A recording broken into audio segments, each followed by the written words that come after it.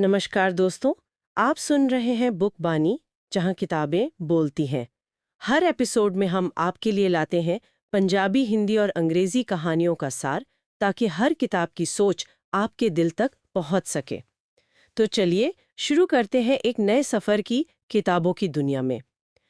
आज जिस किताब की समरी आपके सामने लेकर आए हैं, ये हिंदी साहित्य की बहुत पुरानी बुक है। 1952 में ये पहली बार छापी गई थी। तब इसका नाम था प्रेत बोलते हैं के नाम से। फिर 10 साल बाद इसको सारा आकाश के नाम से दोबारा छापा गया। इसकी कहानी इतनी निर्मम है कि आपका कलेजा हिल जाएगा। किताब के अंत में हर कोई भावुक हो जाता है। चलिए शुरू करते हैं इस कहानी का सफर। तो आज हम राजेंद्र यादव के उपन्यास सारा आकाश पर एक गहरी चर्चा करने वाले हैं। ये उपन्यास मतलब किसी बड़ी ऐतिहासिक घटना के बारे में नहीं है, बल्कि एक साधारण से मध्यवर्गीय परिवार की असाधारण पीड़ा के बारे में है। बिल्कुल, और यही इसकी खासियत है। ये उपन्यास नई कहानी आंदोलन का एक बहुत ही महत्वपूर्ण हिस्सा माना जाता है। नई कहानी आंदोलन, इसको थोड़ा समझाएंगे हमारे सुनने वालों के लिए? जी, ये वो दौर था जब साहित्य का ध्यान मतलब बड़ी-बड़ी लड़ाइयों या आज़ादी के संघर्ष से हटकर घर के अंदर की खामोश लड़ाइयों पर गया। अच्छा। आम आदमी के मन में क्या चल रहा है, उसकी भावनाएं, उसकी उलझनें, ये सब कहानियों का केंद्र बन गया। और सारा आकाश ठीक यही करता है। तो मुख्य विषय क्या है इसमें? मतलब शादी, टूटते सपने। हाँ, विवाह के बाद टूटते सपने, एक पुरुष की कह सकते हैं कि मानसिक असफलता, एक स्त्री की खामोश पीड़ा और एक व्यक्ति और परिवार के बीच का जो संघर्ष होता है, वो सब कुछ है इसमें। और इस कहानी के केंद्र में दो किरदार हैं, समर और प्रभा। जी, एक ऐसा आदमी और औरत जो एक साथ रहते हुए भी बिल्कुल अकेले हैं। चलिए इन्हीं किरदारों से शुरू करते हैं। पहले समर की बात करते हैं। कौन है ये, कैसा है? समर एक पढ़ा लिखा संवेदनशील युवक है। सपने बहुत बड़े बड़े हैं, लेकिन कहता है, निर्णय नहीं ले पाता, बहुत ही उलझन में जीता है। और दूसरी तरफ है प्रभा। हाँ, प्रभा, वो बहुत ज्यादा पढ़ी लिखी नहीं है, लेकिन भावनात्मक रूप से समर से कहीं ज्यादा परिपक्व और समझदार है। तो फिर समस्या कहाँ से शुरू होती है? समस्या शुरू होती है उनकी शादी से। एक ऐसी शादी जो प्रेम या आपसी समझ पर नहीं, बल्कि सिर्फ सामाजिक दबाव पर। बिल्कुल पारिवारिक और सामाजिक दबाव पर आधारित है। और उपन्यास की असली ट्रेजेडी की शुरुआत यहीं से होती है।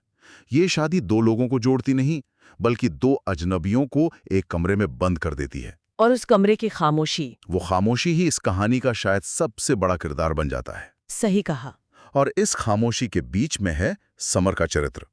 वो ना तो पूरी तरह से विद्रोही है कि समाज की हर बात को नकार दे। हाँ, और ना ही इतना पारंपरिक है कि सब कुछ चुपचाप मान ले।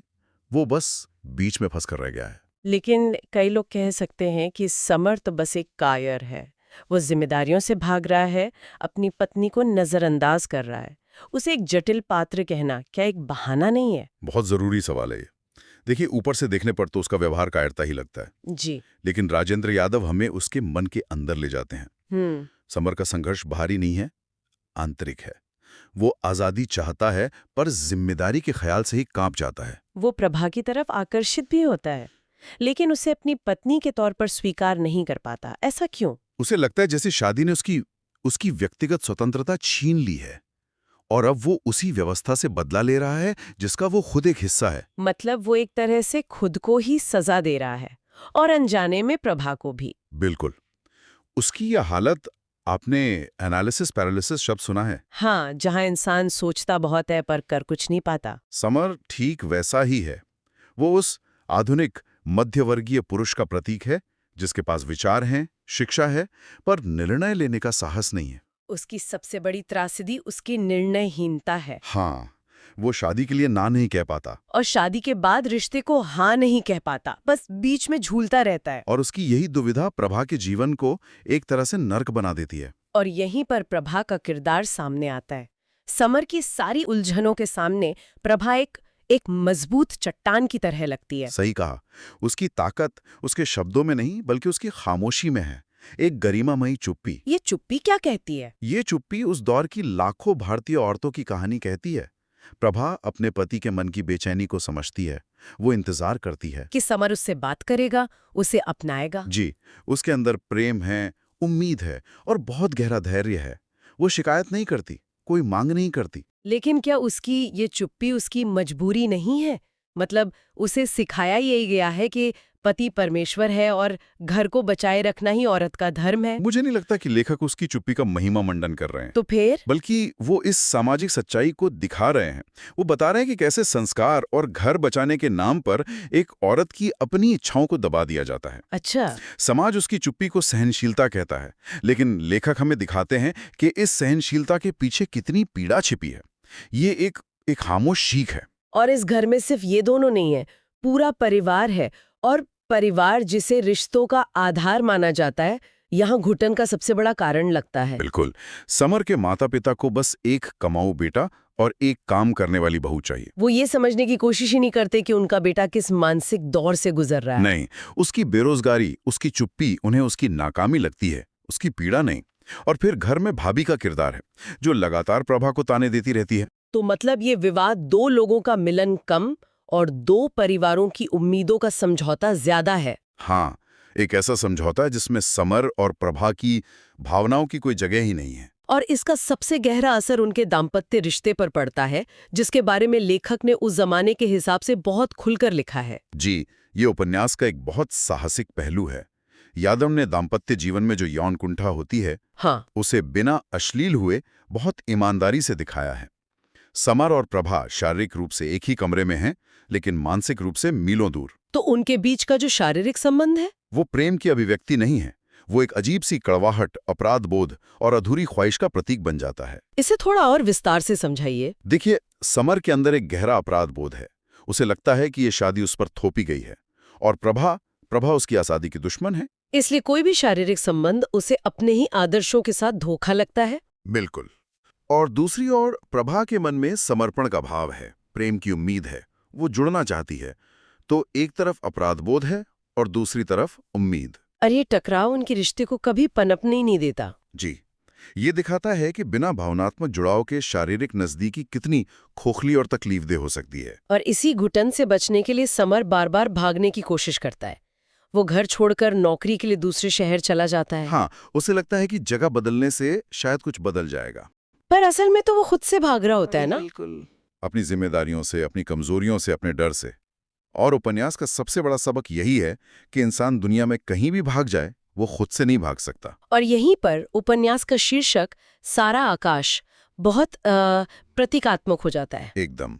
ये सारा आकाश उन असीम संभावनाओं का प्रतीक है जो समर के सामने थीं। उसके पास शिक्षा थी, सपने थे, उड़ान भरने के लिए पूरा आकाश था, लेकिन वो अपने ही बनाए डर के पिंजरे में ऐसा कैद रहा कि कभी पंख फड़फड़ाने की हिम्मत ही नहीं कर पाया।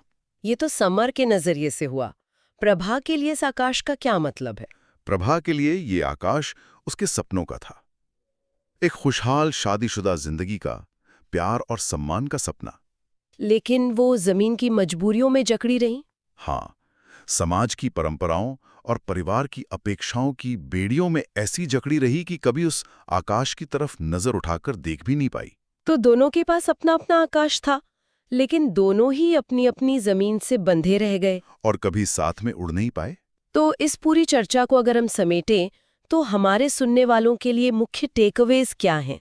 देखिए, सबसे पहला और बड़ा सबक तो ये है कि संवाद, कम्युनिकेशन किसी भी रिश्ते की ऑक्सीजन है। उसके बिना कोई भी रिश्ता दम तोड़ देता है। जी, समर और प्रभा की सारी समस्याओं की जड़ में संवाद की यही कमी है। दूसरा, शादी हर समस्या का हल नहीं होती। जैसा कि अक्सर हमारे समाज में माना जाता है, हाँ, बिना तैयारी की गई शादी असल में समस्याओं की शुरुआत हो सकती है। और ये भी कि एक स्त्री की चुप्पी को उसकी कमजोरी नहीं समझना चाहिए। उसके पीछे अक्सर बहुत गहरा दर्द छिपा होता है। और एक बात और, पुरुष की असफलता सिर्फ आर्थिक नहीं होती। एक पुरुष भावनात्मक और मानसिक रूप से भी असफल हो सकता है और समाज को इसे समझने की जरूरत है। तो अंत में ये उपन्यास कोई प्रेम कहानी नहीं है। नहीं, ये अधूरे प्रेम की, या यूं कहें कि प्रेम के शुरू होने से पहले ही खत्म हो जाने की एक त्रासदी है। एक आईना है जो हमें हमारे रिश्तों, हमारी चुप्पियों को दिखाता है। इसीलिए शायद इतने साल बाद भी ये कहानी उतनी ही जरूरी लगती है। बिल्कुल।